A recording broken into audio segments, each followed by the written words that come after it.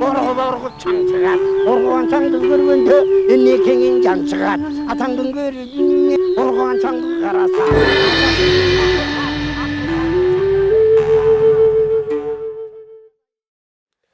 Assalamu alaikum урматтуу телекөрүүчүлөр. Кайрадан сиздердин назарыңыздарга башканы коюп Банастайт теледолбоорубуздун кезектеги чыгарылышын тартуулайбыз. Бүгүн дагы биздин студиябызга көп таланттуу, көп кырдуу таланттын ээси, скульптор, астрофизик, акын, тарых изилдөөчү Кожош Мусаев агай келип отурат. Кожош агай куш келипсиз бүгүн студиябызга.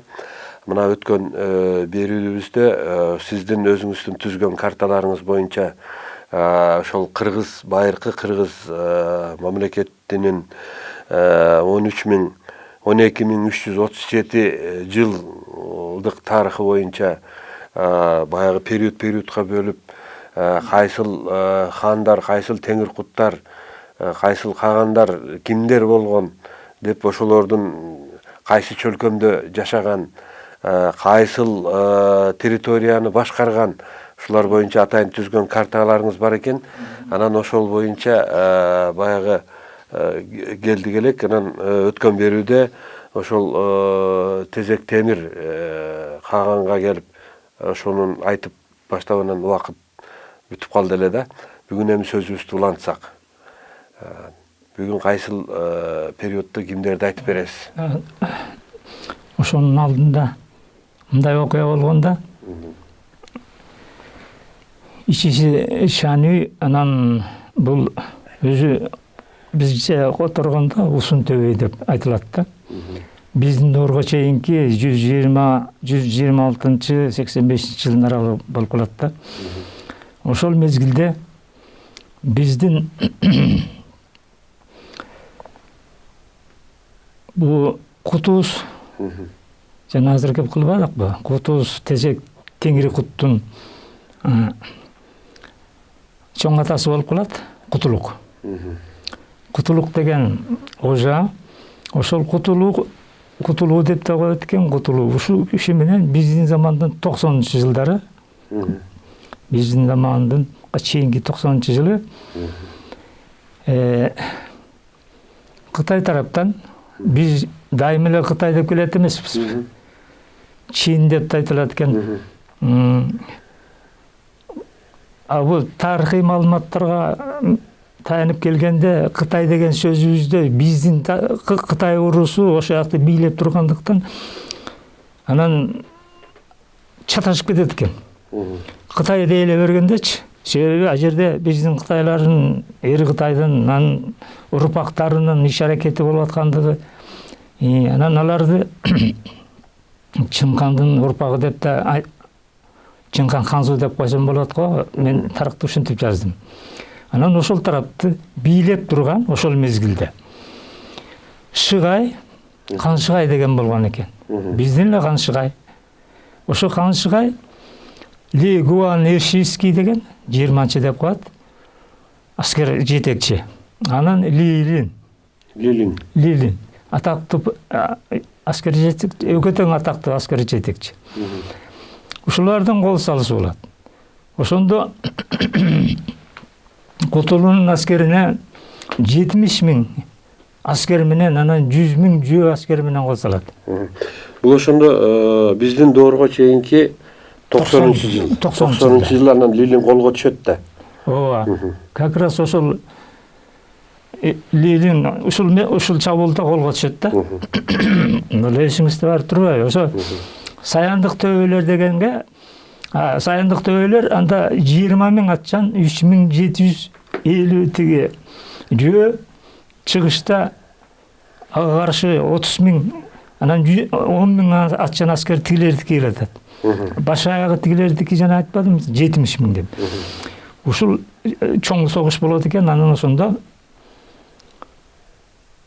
катуу кыргында 5.000 менен ажырап, 5.000 аскеринен ажырап, Лигуанский чегине, Лигуан Эршийский чегинип кетет.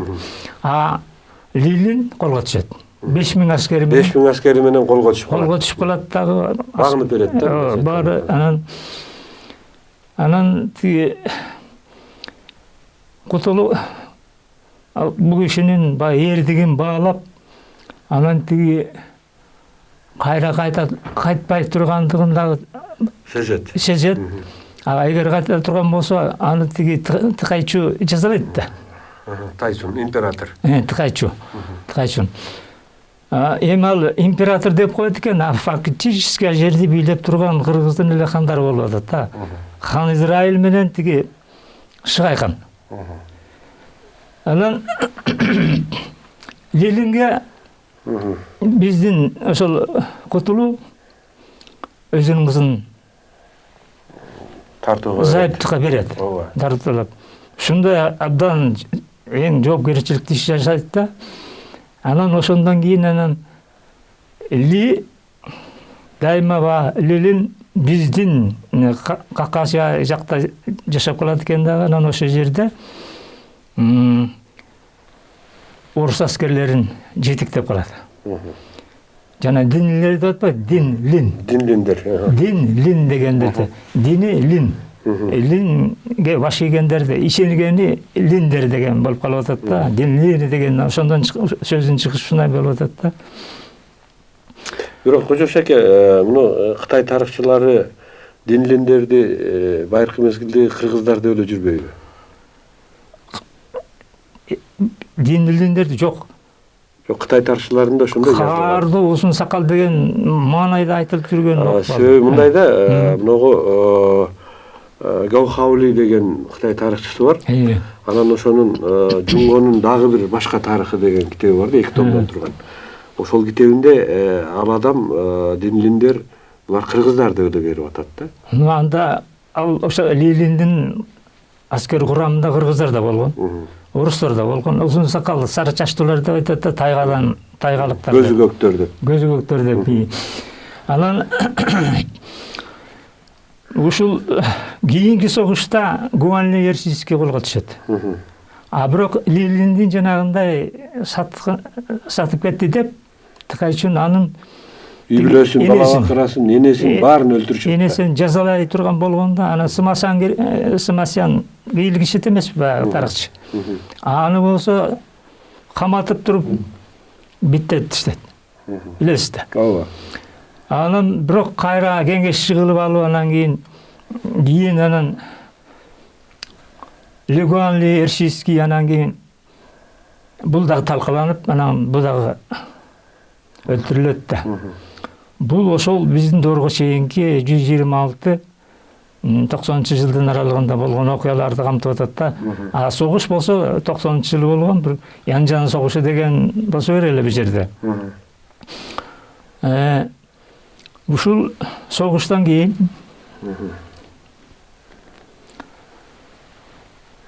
биздин замандын жана Кутуз темир тезек, Кутуз деп атпайбызбы? Тезек деген сөздү кыргыздар тезекке эле байланыштырып келет.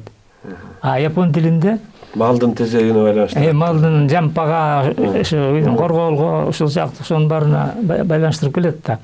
А фактически бул темир деген сөз япон тилинде тезек экен. Темир тезек. Темир тезек. Ата баба. А биз жанагы Гоби чөлү деп жүрбөйбүзбү? Гоби деген өзү Кытай тилинде чөл деген эле сөз. Анан кайра чөлдүн чөлү болуп эле Гоби чөлү деп. Гоби чөлү деп. Гоби деген өзү чөл да. Ошондой эле болуп атат экен да. Бул жерде бизде байыркы доордон бери кошмок сөздөр бар.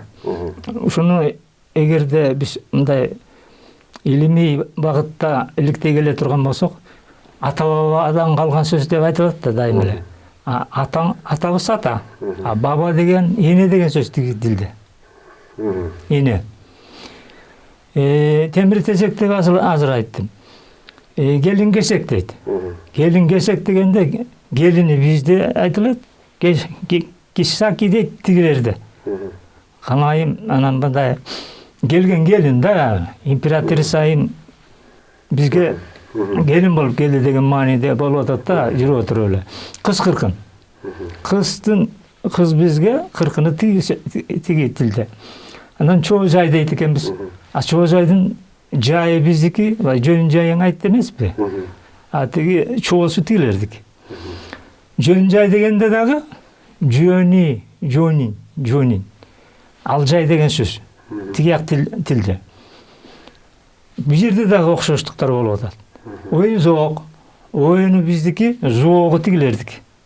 Анан элестетип көрүңүз, ошондо биздин доорго чейинки 4-5 миң жыл мурун, 4-5 миң жыл мурун боорки сөздөрдү аралашуу, сиңишүү болгондугун өзү эле айгинелеп атат. Далилдеп атат. Ооба. Ал Тургай жана Манастын доорунда эмени айтып атпайбызбы? Очогор менен он атып, сыр бараң менен бир атып. Мындай айтылып атат да, очогор деген эмне деген сөздү биз маалымат жок да. Очогор деген мүйүздөн жасалган жаа. Аны биздин тиги окумуштуулар Оцаги ур деген сөздөн деп дагы айтып жүрүшөт да очогорду. Тиги жерде котормодо так эле жазылып турат. Мүйүздөн жана кошмок жаанын тиги текенин мүйүзүнөн жасалган жаа, кошмок жаа дейт эмеспи? Абдан аралык 708 метрге адылган жаа болот. Ошол жаанын пайда болушу ошол жана очогор деген сөздү алып келиптир. Анан кийинки доорубуз Кутуз темир тезек тууралуу болбодубу?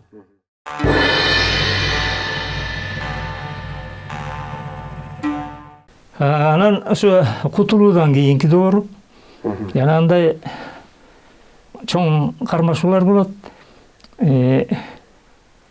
Кутуз темир тезек Теңири Куттун атактуу аскер башчысы Сейит Батал болгон экен. Сейит Батал? Сейит Батал. Бул биздин тарыхта төштүктүн небереси да, Жолор Бешиндин баласы. Тарыхый маалыматта ошонун тиги кишинин аскер, атактуу аскер жетекчиси Сейит Батал болгон. Булар хан Исраил жиберген жана Чентандын аскеринен курман болушту. Мен мурункуда айтпадымбы, бирок Чентандын кандай жол менен келгенин айттым, бирок ким жибергени айтылган жок. Анан хан Исраил ошол кезде бул Хуанкенин түштүк иймегинде чыгышка кеткен иймеги бар. Ошол жерде Чанан деген шаар бар, анын ар жагында тиги астында Шиан деген шаар бар. Бул Шианда орустар турган. Чананда калмактардан да коюп койгон экен бир кезде. Лоян деген шаар бар. Ошондон ылдый карай тиги Нанкин, Шанхайга чейинки аймакта Чоно шаары дейт, тиги Усун шаары дейт. Ошол аймактардагы шаарларда, ошол жердеги тайпаларда 5 тайпа еврейлер жашап туруптур. Жана манжу деген сөздүн чыгышы как раз ушул еврейлерге байланыштуу болуп атат да. Жана кара Кытай көп манжу каптап кетчү селешо деп Манаста айтылат эмеспи? Ошол манжулар бул көп манжу деген сөз, манжу деген сөз. Көп еврей то есть.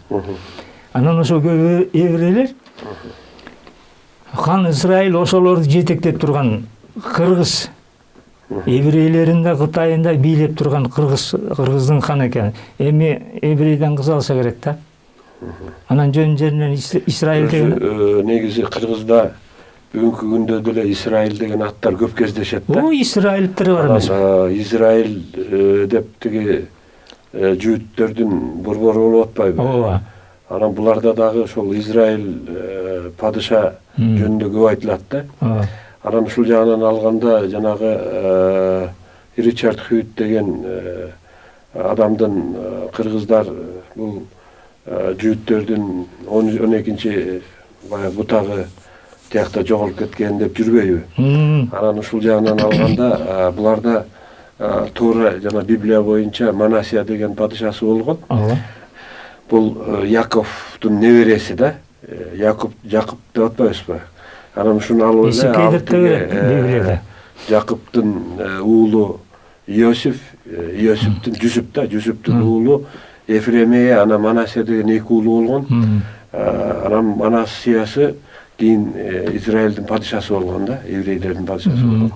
Анан ушул жагынан чаташтырып эле бул Манас бул еврейдики, анан аралаштырган. Жүрөт да, аралаштырган.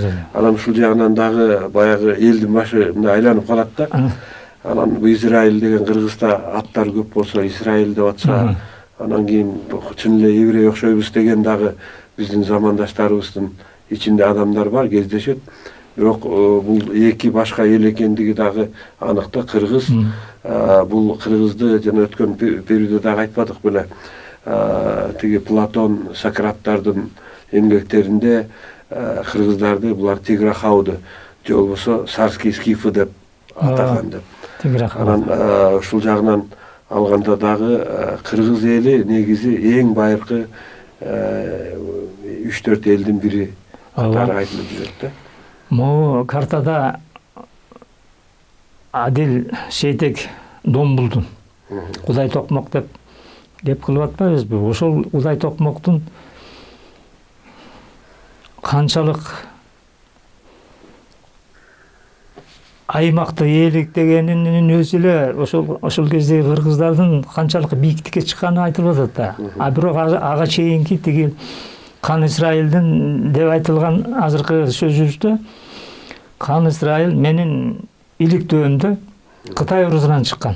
Кара Кытай урусунан чыгып, ошол тетиги еврей тайпаларын, анан ханзуларды, меолорун дагы, хобейли дегендерин дагы бул жерде негизинен биздин кыргыздар ордосту миңдеген жыл ээлеп туруптур да. Ошо Чананды дагы, анан да Лоянды дагы, андан багы жогору жактан ба төбөлөр катуу кысып келгенде тетиги Сычуан провинциясына чейин барган, андан дагы ылдый түшүп кеткен. Анан кайра чыккан, кайра күч топтоп алып туруп. Анан багы Шандун провинциясы тетиги чыгыш жагы болот эмеспи? Лоян ошо жака кирет да. Тиги Шанам провинциясы, Шанси провинциясы, Шенси провинциясы, анан Гансу провинциясы чыгыш коридору дейт эмеспи? Ошол коридордо жашаган элдердин көпчүлүгү, даже азыркы Хубей деп Гансу провинциясында жашаган дунгандар. Дунгандардын түп аталары да. Анан жана Лилин чыккан Шенси провинциясы.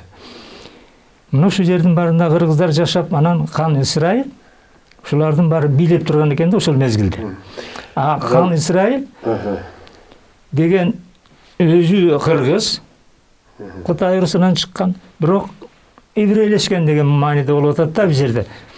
Израиль эмне үчүн бул кишинин Израиль мамлекети бул кишинин ысымын алды? Анткени ошол еврейлер менен куда сөйөк түзүп, анан ошолорду бийлеп келген. 1949-жылы анан биздин доорго чейин. Биздин доорго чейин бийлеп келди. 1949-жылы еврейлер анан мамлекет болбоду. Согуштан кийинки эмеде анан Израиль мамлекет.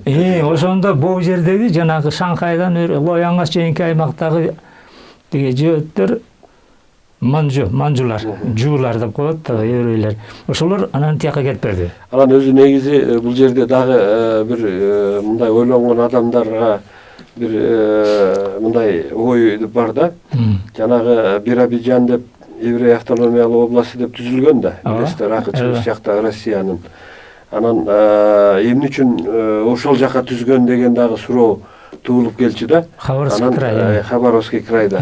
Бүгүнкү күндө мындай сиздин изилдөөлөрүңүз менен салыштыра турган болсок, бул мыйзам ченемдүү эле нерсе экен, себеби жөөттөр ошол тиги бүгүнкү күндөгү Россиянын ракы чыгыш жагында байыркы замандардан эле жашап келгендиги ден ошол жакта түзүлгөн болуп атат да. Бир тиги азыркы Манчжурия шаары бар эмеспи? Тиги Кулун нуру дейт го. Ички Монголия деп коет Кытай жакта. Унутурган Монгол. Ошол ички Монголиянын ломдо тиги Кулундуру көлү деген жанында Манчжурия деген шаар бар. Ар жагында чоң Хинган, анан ары кичине Хинган, анан ошол Хинган, чоң Хинган аймактарын баары Манчжурия дейт да. Токой.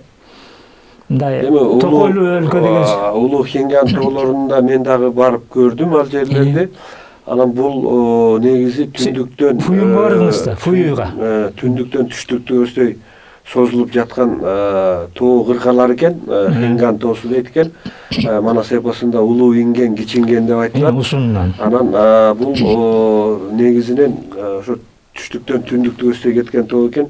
Анан тоо кыркаларында эң эле бийик жери Кытай мамлекетинин территориясындагы эң бийик жери 1962 метр экен. Анан бул эми кыргыз эмесин алганда жапысы эле бөксө тоолор деп коебуз. Бөксө тоолор. Ошондой эле болуп эсептелет экен. Анан менде дагы бир суроо туулуп атат сизге. Жанагы кара биздин кара кытайлар дедиңиз да. Анан ушул жерде дагы жана Анарбек Усупбаев деген дагы бир тарых изилдеген замандашыбыз бар. Анан ал киши дагы өзү Кытай уруусунан да. Биздин таластагы Кытай уруусунан жетекчиси да. Анан бул замандашыбыз дагы ошо кидандарды биздин Кытай уруусу менен бир деп жүрөт. Ошол эле мезгилде Кулжада тиги Санжара иликтеген тоже Кытай уруусунан Жунус Жумадыл деген аксакал бар эле, 2 жыл болду өтүп кеткенине. 80ден ашканда өттү, киши дагы 86 жашында. Анан ошо Жунус аксакалдын изилдөөлөрү боюнча кара кытайлар менен биздин кыргыз Кытай уруусунун ортосунда эч кандай мындай туугандык, каандаштык эч кандай эме жок деп келет да. Бул киши өзү жогорку окуу жайында 15 жыл ректор болуп иштеген адам. Анан ДНКсын алганда дагы бул эч кандай келбейт деп келет. Бирок кара кытайлар булар деле түрк Алтай тил группасына кирет. Бирок биз эгерде түрк тил группасы болсок, алардыгы Таңгут тил группасына кирет деп айтып берген эле да. Анан ушул жагынан алганда кичине баягы өзүбүз дагы чаташып калган жокпузбу деген суроо туулуп атат. Мындай да биздин кыргыздар ушунчалык зор империяны жетектегенден кийин кыргыздын урууларын бардыгы ар кайсы мамлекеттердин үстүнөн карап ошол эл менен анан аралашуу жүрүлүшү деген болот да. Аралашуу жүрүлүшү болгондон генетикалык жактардан өзгөрө деген болот да. Мисалы үчүн оруско жакын элдер орустар менен ымалашты, казакка жакын эл казак менен ымалашты. Арабтарга жакын ошол жакты бийлеген эл арабтар менен ымалашты. Тиги ылдыйкы Индус, Пакистан, ал тургайты Индонезия жарым аралына чейин. Анан Кытай менен, тем более Кытай менен даже Кореядин бар менен аралашты да. Анан Корей менен аралашкандар. Не только Корея, ар жакта аралда жашаган япондор менен жанагынчалык тилдеги байланыштар аралашуу болуп атпайбы, жүрүлүшү болуп. Ошондой болгондон кийин өзгөрүүлөр болот да. Тилде дагы кыргыздар мисалы үчүн азыркы биздин сүйлөп аткан тилибиз мындан 1000 жыл мурун же болбосо 2000 жыл мурун өгөн кандайдыр деңгээлде айырмасы болушу мүмкүн да, сөз бар да. Бул жерде дагы бир эме болуп атат. Иркутскийлик аалым, окумуштуу Александр Сократович Шабалов деген адам 3-4 китеп жазды. Бул гундардын этностору боюнча, анан кийин байыркы шумерлер боюнча жазды. Анан бул кишинин Киргиз в древности в средневековье деп. Байыркы мезгилдеги жана орто кылымдагы кыргыздар деген китеби Иркутск шаарынан 19-жылы 2019-жылы жарык көрдү да. Анан бул китебинде Александр Сократович айтып атат. Биз бул жанагы Кытайдын жазмаларын биз Бичуринин которгонун эле билебиз да. Ал бул киши башка котормолорду дагы баягы изилдептир да, өзү бурят улутундагы, кыргыз эмес. Анан бул кишинин изилдеп жазган эмесине караганда бул айтып атат. Жанагы түрк тилдүү деген туура эмес дейт да. Кыргыз тилдүү деп айтыш керек. Себеби дейт, кыргыз тили ошол эле Кытайдын байыркы жазмаларына таянганда кыргыз тили биздин доорго чейинки 30-кылымда эле калыптанган тил болгон деп атат да. Туптура. Анан кийин түрк тили деген бул туура эмес нерсе деп атат да. Анан ушул жерде алганда мынау Петр Бирдин убагынан баштап эле биздин тарыхтардын баарын чаташтырып баягы маң кылып өзүбүз дагы билбей кала тургандай абалга чейин алып келген да. Анан эми сиз менен сиз Орозбек Айтымбетов агай, дагы бир нече агайлар бар. Ушулар болуп биз эми ушул Дастан агай болуп кыргыздын байыркылыгын, кыргыздын баягы байыркы мезгилдерден берки тилдин сакталышы, агглютинативдик тил деп кыргыз тилин айтып жүрбөйбүзбү? Анан кыргыздын сөздөрүндөгү уңгулардын башка элдердин сөздөрүнө кирип кетиши, анан өзгөрүшү, өзгөрбөшү боюнча бир топ изилдөөлөрдү окуп келебиз да. Анан ушуларга алганда, ошо Александр Сократовичтин айтканына караганда, эгерде биздин доорго чейинки эле 30 кылым. То есть 3000 жыл мурда кыргыз тили калыптанып калган уже тил боло турган болсо, анда чынында эле кыргыз тили бул байыркы тил деп айтсак болот экен да. Бул империя кургандыгын аныктап келатпайбызбы? Ошол империянын таасири, ошол тилде империяны курган кайсы эл, ошол тилде башка элдердин баары сүйлөөгө аракет кылат. Ошондо кыргыз тили басымдуу болуп атабы? Мына Советтер Союзунда орус тили басымдуу болду эле. Биздин кыргыз тили экинчи орунга чыгып, орус тили биринчи орунга чыгып, анан биз өзүбүзгө орустун тилин сиңирдик. Кандайдыр деңгээлде да. Көпчүлүгүбүз өзүбүздүн кыргыз тилин сактап калдык. Бирок кыргыз тилин сактай албагандар да бар да. Ушул сыяктуу элдердин топтому да болуп калат да, мисалы үчүнчү. Ушул сыяктуу түрк, чынын айтканда, кыргыз азыркы кеп кылгандай, кыргыз тілді мамлекеттер деп башында айтылганда, Совет орунда айтылып калганда, азыр бүткүл кыргыз тілді мамлекеттер деп айтылганда туура болуп калмак. Түрктөр өздөрү, мисалы үчүн мен Анкарада да, Стамбулда дагы, башка шаардарда болдум. Алар бизи аталарыбыз дейт. Бабаларыбыз, кыргыз биздин бабаларыбыз. Кыргыздар биздин бабаларыбыз деп тигилер айтат.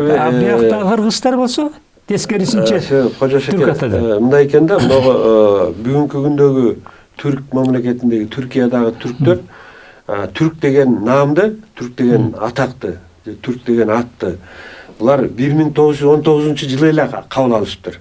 Ага чейин булар Османдар деп аталган, Осман түрктөрү деп аталган да. Османлылар деп аталган. Жана Анатолия деп атпайбыз, Анадолу деп аташканда, анан булар кыргыз биздин бабабыз дегенде дагы чыныгы нерсе бар да. Анан бул ошол эле Кытайдын байыркы жазмасында бул түрк деген сөздүн этимологиясын, кандай болуп пайда болгонун кытайлар жазып атат. Бул Абакан деген хандын, бүгүн биз билебиз, Абакан шаары бар, Хакасиянын борбору. Абакан хандын 10 баласы болгон дейт. Байбичеден 9 уул, токолдон 1 уул. Абакандын көзү өткөндө, анан бир туугандар баягы зыйнатын жасап келгенден кийин кимди хан көтөрөбүз дегенде, бир туугандардын бири айтыптыр, ай, эми талаш эме кылбайлы. Давай мына бутакка кимибиз секирип жетсек, ошону хан көтөрөлү деп.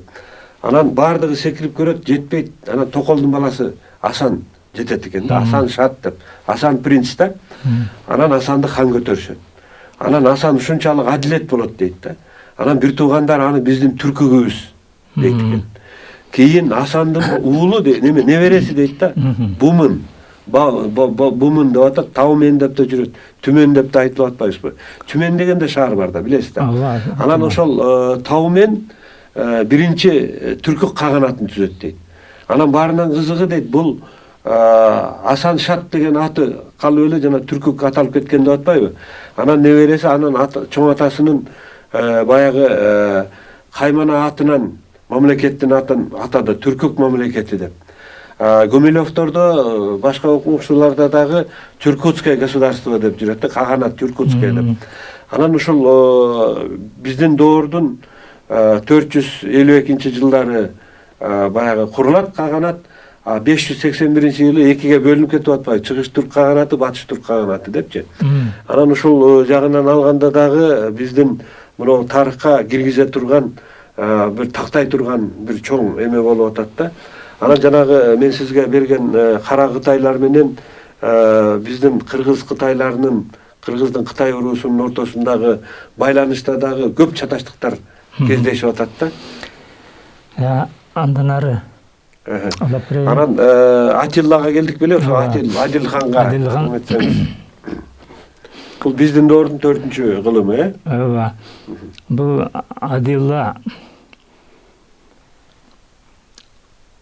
Адил Сейтек Домбул Кудай Токмок биздин доордун 433-жылдан 453-жылга чейинки аралыкта андан бийиктикке чыкпады. Бул киши тууралуу айтыла турган маалыматтар өтө эле көп, чындыгында. Көп китептерде жазылды. Абдан көп маалыматтар берилди. Анан Муну жанагы Амангелди Бекбалаев одан көп айтты. ооба. Тарыхын жетишерлиги эле айтты. Анан мен бул жерде кошумчалай турган кайсы бир багыттар бар. Мисалы үчүн Адил Баатырдын санжырасында мындай санжыра болуп калып атат да. Бул киши Моде Баян, Манас, Теңиз Теңир Укут деп атпайбыз. Мен айтпадым ушундай деп. Амансейден Сокер Төбөй, ошо Сокер Төбөй Күнчөйүн үйдөн 153-126 жылдары биздин дооруга чейинки. Ошондон анан батыш канаты Чиңгил деген бутак болуп калат. Жанагы Ойрот Төбөй деп айтылбадыбы? Ошо Ойрот деген тактын бүркүттүн, эки башты бүркүттүн бир колу батышты чеңгилде, экинчи колу чыгышты чеңгилдеп турат да. Бул жерде түрк мендеги эле ал түрк деген сөздөрдү булар түздөн түз түрк деп которуп алышыптыр да. Андай эмес экен тарыхый маалыматтарда. Бул түрктөрдүн орду өзүнчө, уйгурлардыкы өзүнчө, азербайжандардыкы өзүнчө, бардыгынын өзүнүн эле орду бар экен тарыхта. Кандай эле экендиги айтылат, маалыматта берилген. Бизде бул тарыхты бурмалаган ошол Совет доорунда Кудай ургандай бурмалаган да, жанагы тарыхтын баарын, китептердин баарын өрттөп жок кылып, элден алып, анан ошондон кийин биз тарыхыбызды билбей калганбыз. Азыр мисалы үчүн мен ушундай зор империяны курган, ушундай эл экенбиз десек, аңырайып отургандар бар да. Тиги бул киши кайдагы империяны айтып атат эми. Бул кенеде эле бир каганат болуп жашап келбедик беле деген сөздөрдү. Ал тургай белгилүү эле тарых илимдеринин доктору телевизордон чыгып алып, эч кандай Кыргыз империясы деген болгон эмес, каганат деген болгон эмес деген сөздөрдү айтып атат да. Анан бул жагынан алганда чынында эле ойлоносуң да. Эмне үчүн ушундай эметишет? Себеби бул баягы Совет доорунда, андан мурдагы падышалык Россиянын доорунда баягы аябай бурмаланган, уурдалган биздин тарыхыбызда. Бүт. Анан буга жөн эле мындай ала турган болсок, Совет доорунда 1944 жылы баягы ЦК партиянын атайын токтому болгон экен. Анан ошол токтомдо айтылган экен да, по возможности замалчивать или переписать историю тюрков во избежание деген да, пробуждение национального духа тюрков.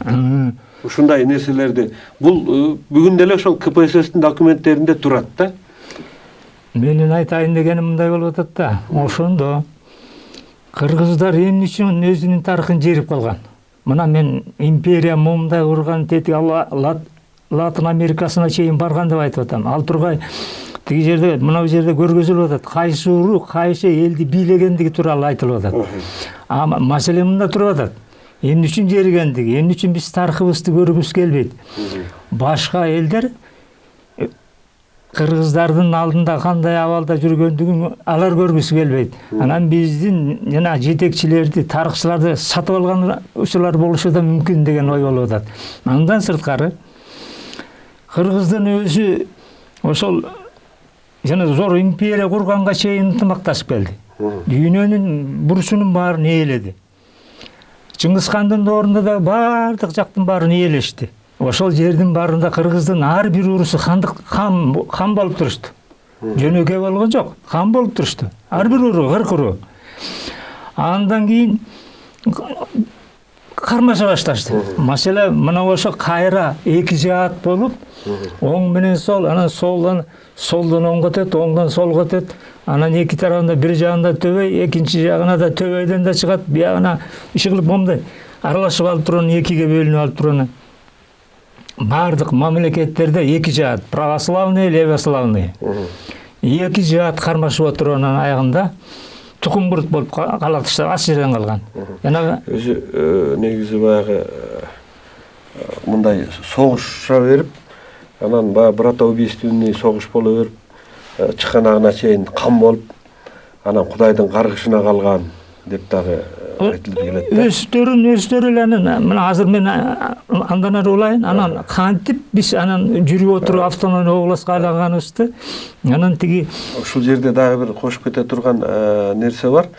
Мынагу Мурат Ажы дегендин эме Половецкое поле деген китеби 1974-жылы Москвадан чыккан да. Анан бул половецтер деп биз кыпчактар деп жүрбөйбүзбү? Анан бул көчмөндөр да, көчмөн элдердин баягы көчмөн талаасындагы Шыбактын жыты деген китепте, мына Половецкое поле дегенде. Анан ошол китебинде бул киши жазат, орус мамлекетинин тарыхын баягы бир нече жолу көчүрүп жазышкан дейт да. Бирок ошол тарыхты мындай карап отурсаңыз дейт, ичинде жазылган, тартылган сүрөттөр тексттерин көчүрүп оңдоп салганы менен тартылган сүрөттөр ошо биринчи кандай тартылса ошол жакта эле тартылган дейт да. Анан карасаңыз, согушуп аткандардын жанагы Куликов талаасындагы согуш деп атпайбызбы? Ошону карасаңыз дейт, биягында деле калпак кийгендер, биягында деле калпак кийгендер. То есть бир эле эл бири менен бири согушкандыгы тууралуу айтышат да. Ар жагындагы Чөлү би деген бул Дөөлөстүн урпагы болуп эсептелинет. Чөлү би деген тарыхта бар. Бери жагы Мамай. Ал Төбөйдүн урпагы болуп атат. Анан экөө кармашып атат тиги жерде. Бийлик талашуу. Ар жагында орус аскерлери бар, биягында моңгол аскерлери бар, тиги кыргыздарга кошулган.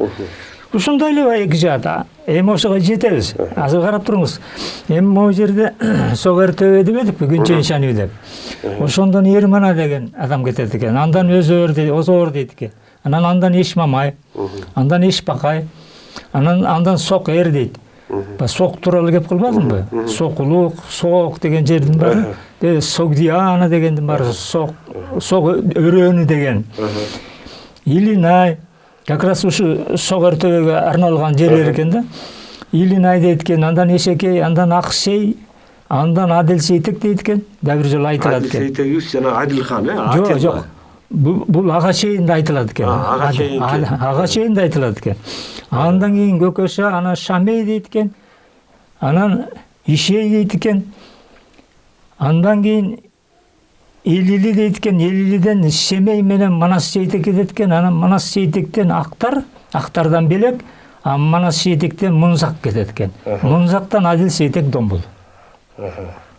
Бу экинчи бутагында бул Шамейден кетет экен. Асан Бала Ермана, Балашер, Ермана Рух дейт экен. Ермана Рухтун аскер башчылары тууралуу маалымат айтылбады.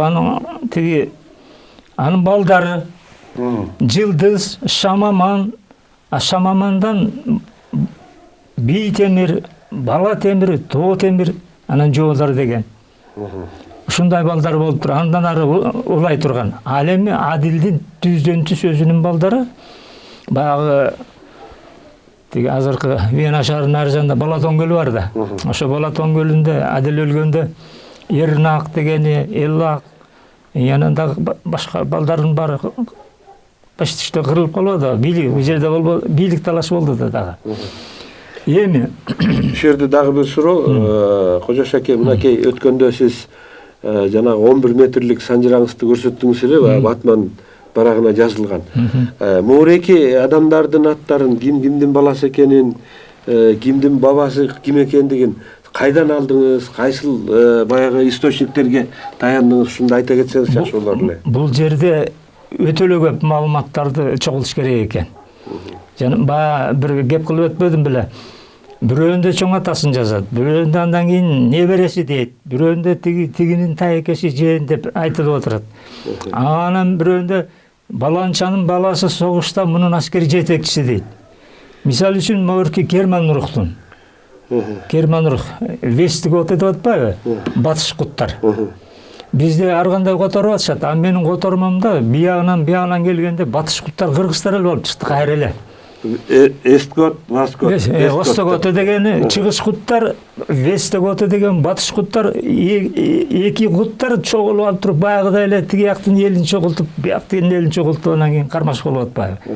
Мисалы үчүн Керман Рухтун Ала рух, албан рух, арта рух, атан рух, Адыгине, Канимет деген аскер жетекчилер болгон. Негизи могу кыргыздарда дегеле бүгүнкү күндөгү түрк тилдүү элдерде мындай экен да, баягы бир нече ата өткөндөн кийин бабасынын атын кайра тиги кийинки урпагына коюлуп кете берет экен да. Ошол себептен улам дагы баягы санжыра менен тарыхты мындай алганда чаташкандай бир эме калтырат экен да.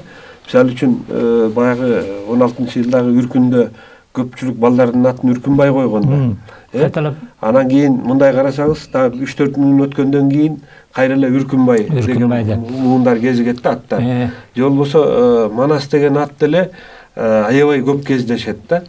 Анан бүгүнкү күндө мени таң калтырган дагы бир эме бар эле. Жанагы кыргыздын ичинде Коңурбай, Жолой деген аттар көп да.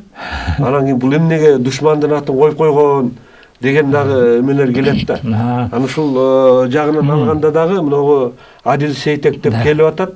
Анан бир 5 муундан кийин кайра эле Адил Сейтек домбул болуп атпайбы? Ушул жагынан дагы бир биздин бир улуттук өзгөчөлүкпү деп айтууга болобу? Буга мындай деп айтып койсок болот да. Биз канчалык кагылышпайлы, душмандаспайлы, урушпайлы бирөөнүн кутумдугунан келип алып туруп жоолашып чабыштык. Кыргындаштык, кырылдык. Өзүбүз менен өзүбүз эле келатабыз. Чабышып эле келатабыз. Анан ошондо тигилер деле өздөрүнүн түп аталары Коңурбайды унутпайт да. Өзүнүн түп аталары Жолойду унутпайт да. Жолой деле жүрөт. Шаргынды унутуп атат. Шаргын деле жүрөт. Мына МЧСтин начальниги Бишкекте. Шаргынов деген. Манас Шаргыновду көтөрүп чапты беле. Куторгулар, оргулар жүрөбү, кутургу болуп калышты. Кутургу деген башкача маани. Куторгу, кут оргусун деген мааниде айтылган да. Алар жүрөт. Кутаяндын урпактары жүрөт. Тиги Алдар Султандын урпактары жүрөт Кытай. Баары эле жүрүп атпайбы? Анан Жолой менен Нескара деп тиги Коңурбайдын эстеликтерин тиги жерге тургуза коюшпадыбы? Аянтка. Эмне үчүн анткени? Алар дагы өздөрүнүн ата жотосун даңазалы келет. Бирок терс карманда биз үчүн. Ооба. Сол канат үчүн. Бул жерде сол канат менен оң канаттын ортосундагы болуп көрбөгөндөй кармаш болуп атат. Азыр эле мына Адилланын 453-жылы ошо өлөрдүн алдында өзүнүн жанында жүргөн, чогуу эле ошолор менен чогуу жүргөн Аэтси, Жансерик деген казак жигит. Андан кийин Төрө Усман деген бар болчу Жедигерден. Ошолордун баары чогуу жүрүшүп эле анан экиге бөлүнүп кетпеди. Тиги Адилге чейин, тиги Убер өлтүрүлгөндөн кийин, бирок ошо Убер өлтүргөнгө чейин анан тиги Каталонская битва деп Каталонда кандай кармаш болду. 165 миң эки тараптын кошуну ошол жерде тиги Франциянын тиги чыгышында. Ошол жерде кармаш болуп, анан ошондо ушунча адам өлбөдү. 160 миң адам кайтыш болду деп айтып атат, каза болду деп. Анан ошондо тиги Адил Батырдын каары келип, Франциянын бир топ шаарларын тетиги Пиреней жарым аралына чейин басып алып, тигилерди куугунтуктап, ал тургай тиги Мароккого чейин теңиз шаары бар да жерде. Ошого чейин жетип барган ушулар болгон экен. Анан кайра кайтып келип туруп, анан Рим папасы Леон менен Валентинди чөгөлөтпөдү. Чөгөлөтүп, алар жан соогалап, даже ошол жан соогалап, ошентип тиги Адил Батырга тазим кылып атканын италиялыктарга рахмат ошону скульптурага берип койгон. Сүрөттөрдө бар. Бейнесин берип койгон. Карачы кандай канчалык болсо да. Андан кийин Адил өлгөндөн кийин анан 9 жаштагы баласын Балатон көлүнө ыргытат, билебиз, колу бутун кесип туруп аман калды деп айтышат. Анан тиги жерге келип туруп Италияны басып алат, Валентин өзү өлтүрөт Аэтсин. Жансерик менен тиги Төрө Усман басып алат Италияны. Андан кийин ошо анын баласы Отокер ошол жерде Кут империясы дегенди жарыялап салды.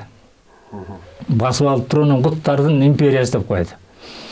Анан бизде жанагы сөздүн мааниsin, анан ошонун баарын тегеректен баягы кимдер башынан бери кайсы элге келатат. Анан ал элдин аягы ким болду?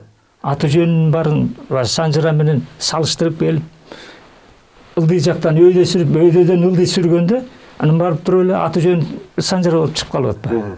Мен ошо бул Санжыраны түзгөндө биягынан салыштырдым. Ар кайсы грек булактарынан, орус булактарынан, монгол булактарынан, Кытай булактарынан, Япон булактарынан, араб булактарынын баарынан өзүм карап көрүп туруп, анан кийин анан жана Демек, бул Санжыранын мына ар бир адамдын айтылган аттары эмелери бул тарыхта орду бар, жылы менен. Жылы менен берилген. Анан ошонун ким менен ким согушат?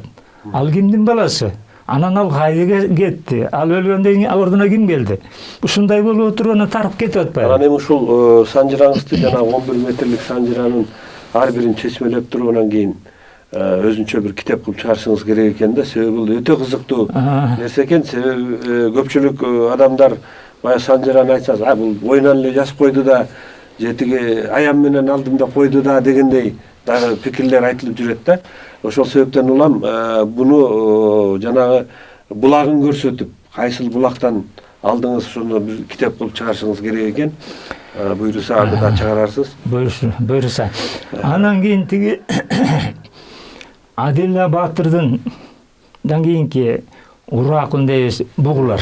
Бул жерде бугулар бар экендигин көрдүк. Анын арасында сарбагыштардан бар экенин көрдүк. Ал тургай мына бул жерде тиги Адилдин аскеринде кимдер болгон?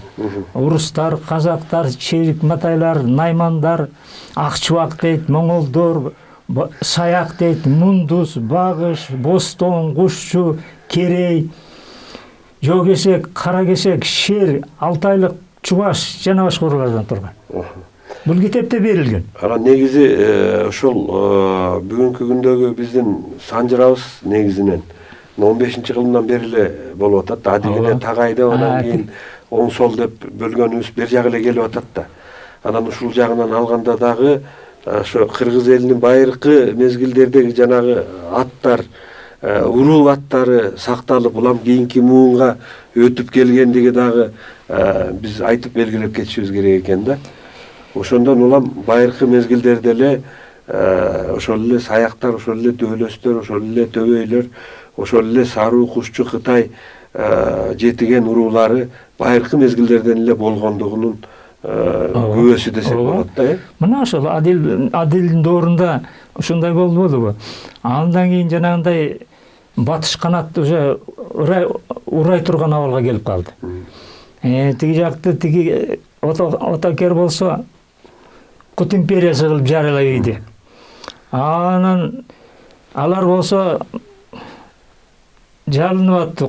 Кут оргусу жанагы мурунку Фракия дейт эмеспи, тиги Болгариянын түштүгү.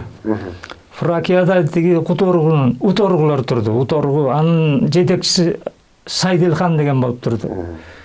Ар жакта Албан турду. Албанияда. Хунгарияда уже тигилер оң канат. Уже бийлеп калып атат да бул жерде. Каниметтердин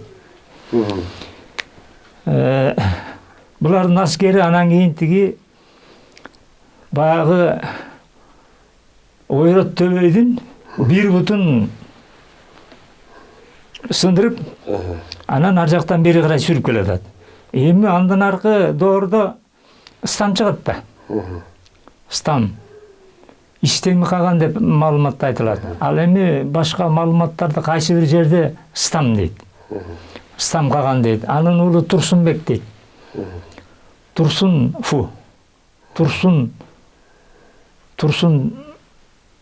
Фу дейт да, Турсун Фу дегенибиз бек болуп калат да, ошо Турсун Фу.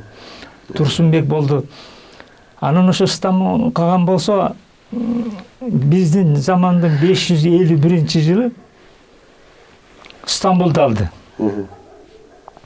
Ошол эле убакытта чыгыштан Бурхандуулоодун аскери, бака азырынча тигилер каршылык көргөзүп атат. Сол канат.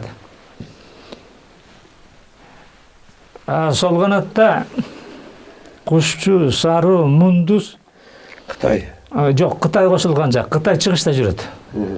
Анан кийин тиги базы жетиген базыс. Анан төбөйлөр. Булар анан аларга кошулган уруулар. Алар анан тиги Фракия тараптан Стамбулду алды. Алар 576-жылы алышты, кайра алды. Бирок биринчи түрктөр менен барып Стамбулду алган, тиги Стамдын атынан Стамбул деп айтылып калбады. Бул шаар Стам, бул шаар Стам деген сөз да. Анан Стамбул деп айтылып калды. Анан Стамбул болсо андан ары жүрүшү менен тиги Кавказды алды. Кавказда сары кыпчактар бар ар жагында, бер жагында азарлар деп коебуз. Элазар деп коет эмеспиз. Тиги Ибрагим пайгамбардын түп катасы Элазар, түп каталардын бири. Ошол Азар бийдин аскерлери бугун ичиндеги. Дөөлөс менен бугун ичи, дөөлөстөр да бар бу жерде. Анан Азар бий булар анан ошо жана Азар мамлекетин түптөгөнтү деген Азербайжан болуп атат азыркы. Андан аркысы Стам болсо тиги Волга Донго чейин барды. 572-жылы ал киши анан кайтыш болуп, Дон дарыясын Сократта дөң деп атат. Дөң да. Дөң деген сөзүнөн дөң дарыясы деп анан кийин жок болгондон дон болуп калган деп билет экен да. Скифтер жашаган деп тиги айтып атпайбы? Бул маалыматтын чындыгы бар. Мисалы үчүн Кыргыздын ичинде эле, бизде эле таластык жигиттер бар. Дөңбаевтар да. Жеңиш Дөңбаев, Эркин Дөңбаев деген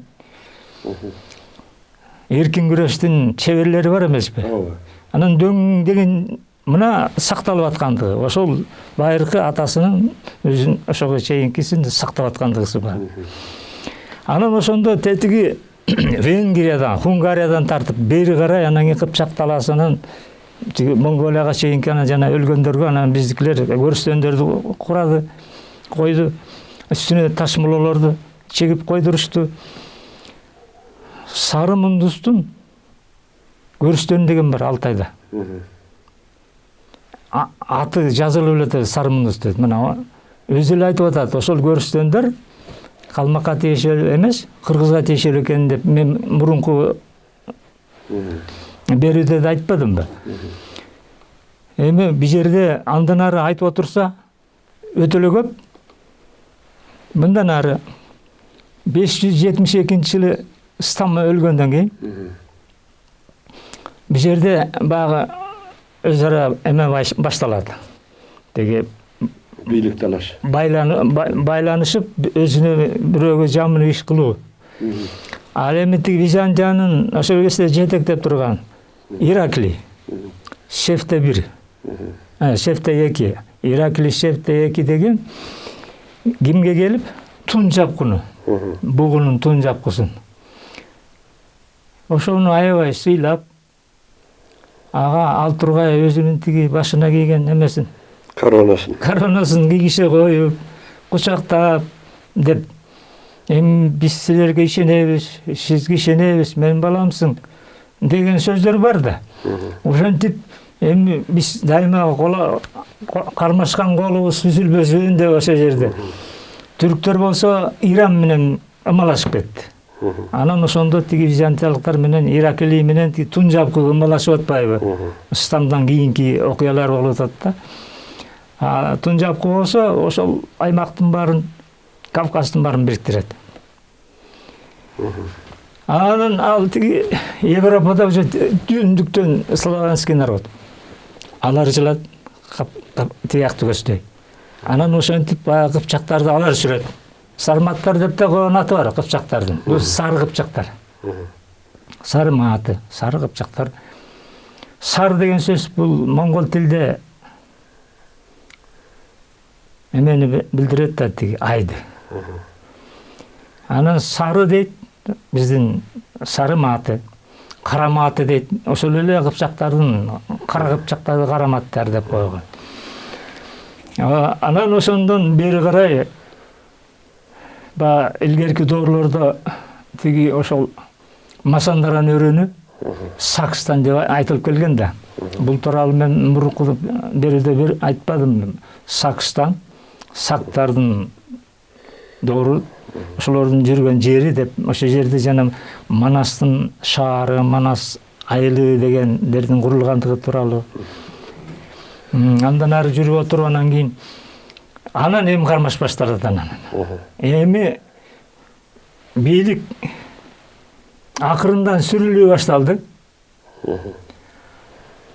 Адил Баатырдын андан аркысын улай тургандар кийинкиси Адил бийлик анын тиги балдары анын жолун улантпай калды.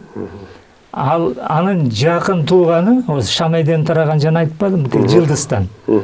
Амансей Жылдыздан Эрманарух, Амансей ошондон Жылдыз, анан Жылдыздан Шамаман дегендер. Анан кийин Бийтемир, Баламир, Тоотемир, анан Жоодаранын ошолор анан бийликти кайра чыңгоонун аракетин жасайт. Бирок күч тең болбойт. Өзүбүз менен өзүбүз бияктан түрктөр, тиягынан визиянтылыктар, тигилерди биз ошол бугу менен сарбагышты да мындайча айтканда.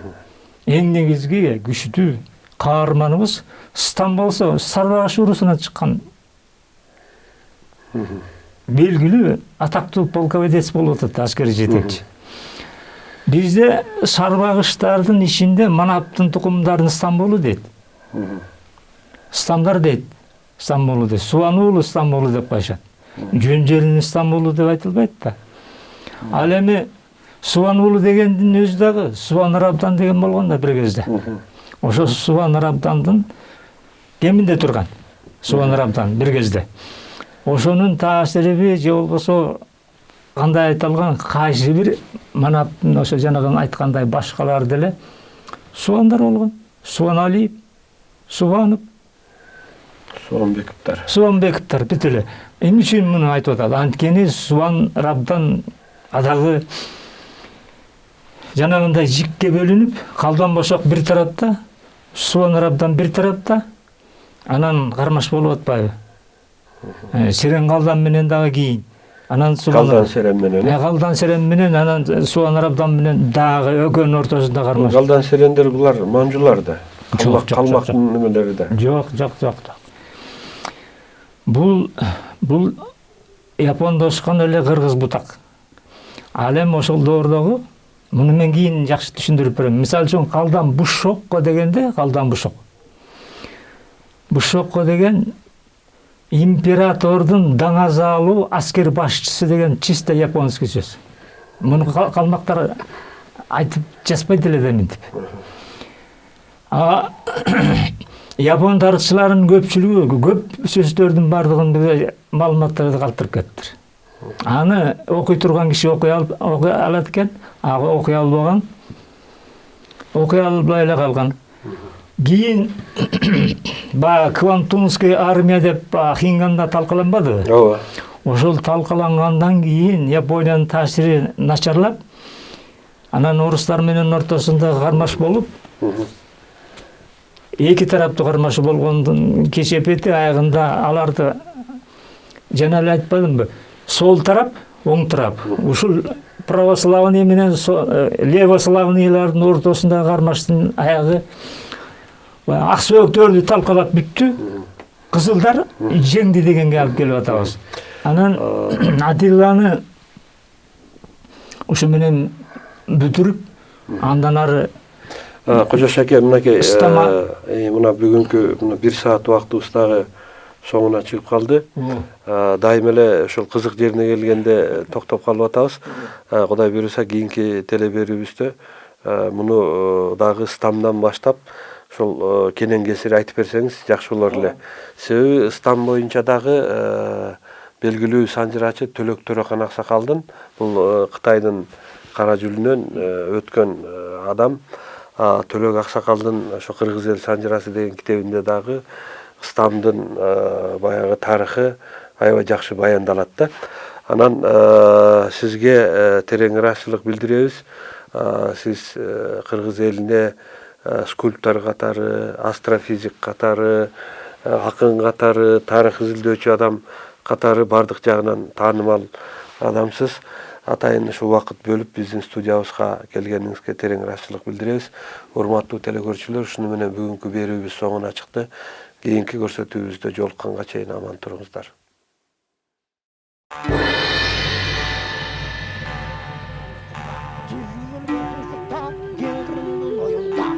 Deniz boyunda orgu çan çıkar. Orguan çandı görgünde ne kengin can çıkar. Atandın görgünde orguan çandı karasa.